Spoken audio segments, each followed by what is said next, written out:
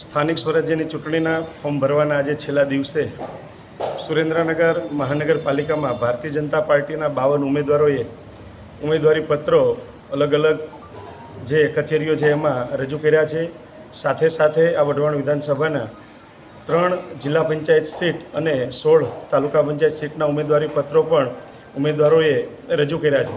આજે જોરાવનગર સ્થિત મારું જે કર્તવ્યમ કાર્યાલય છે, કાર્યાલયે તમામ ઉમેદવારો ઉપસ્થિત રહી અને મેં અને મારી સમગ્ર ટીમે તમામ ઉમેદવારોને મીઠા મોઢા કરાવી અને શુભેચ્છાઓ પાઠવી અને ઉમેદવારી પત્ર રજૂ કરવા માટે રવાના કરેલ.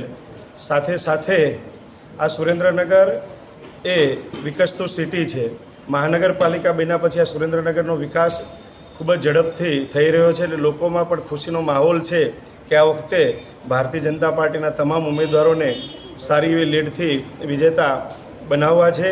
અને આ સુરેન્દ્રનગર ભારતીય જનતા પાર્ટીએ 52 ઉમેદવારોમાં 22 જ્ઞાતિનો સમાવેશ કર્યો છે.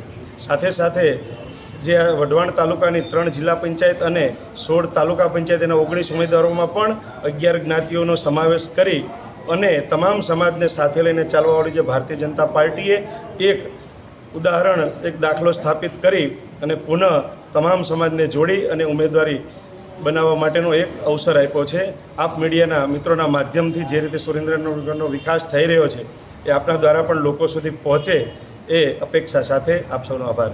ભારતીય કોંગ્રેસમાંથી ઉમેદવારી હાલ કરેલ છે. આ 13 તારીખના રોજ અમે આ સરકારથી કંટાળી ગયેલ છે.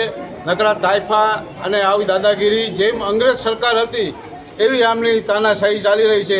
એટલે આ તાનાશાહીને ડામવા માટે અમે આમાં મેદાનમાં આવ્યા છે. રાષ્ટ્રીયવાદી કોંગ્રેસમાંથી ઉમેદવારી કરી છે અને જનતાને પાયાની સુવિધા નથી મળતી એટલે અમે પાયાની સુવિધા સુધી જનતાને આપશું. છેવાડાના માનવી સુધી અમે પહોંચશું. છેવાડાના માનવી સુધી પછાત જે ઓબીસી, બક્ષીપંથ, દલિત સમાજ, જે અન્ય સમાજ છે એમને પૂરતો ન્યાય મળે એ ન્યાય અમે અપાવશું.